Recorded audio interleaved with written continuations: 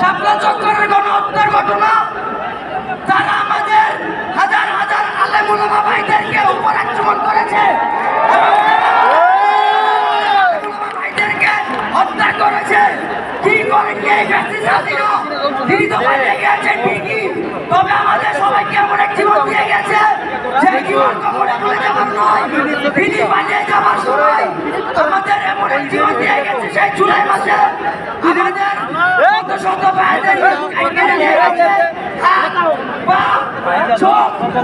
কি করেননি তিনি, তারা কেড়ে নিয়েছে আমাদের প্রায় 2000 ভাইয়ের জীবন, তারা শহীদ করে দিয়েছে আমাদের প্রায় 2000 ভাইদেরকে। আমি বলতে চাই, যদি এক মার্ডারের বিনিময়ে ফাঁসি দেওয়া হয় তাহলে আমার দেশের সরকার আর দেশের জনগণের কাছে একটা আবদার থাকবে, এই ফ্যাসিস্ট খুনি হাসিনাকে যে কোনো বিনামূল্যে হোক দেশের মাটিতে এনে লাখো লাখো জনতার মাঝখানে ফাঁসির দড়িতে ঝুলিয়ে হত্যাকাণ্ড দেওয়া। কিছু কিছু সময় কিছু কিছু রাজনৈতিক দলের বক্তব্য শোনা যায়, তারা ফ্যাসিস্ট হাসিনাকে আইনের বিচার আওতায় না এনে দেশে ফিরিয়ে এনে তাদের প্রতিনিধি হিসেবে রাজনীতি করতে চায়।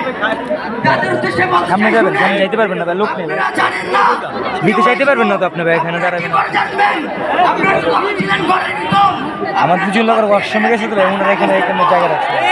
আমরা জানি সেই জুলাই মাসে কি হয়েছিল, আমরা জানি সেই জুলাই মাসে আমরা কি হারিয়েছি, আমাদের ভাইরা জানে সেই জুলাই মাসে কিভাবে পা হারিয়েছে, চোখ হারিয়েছে।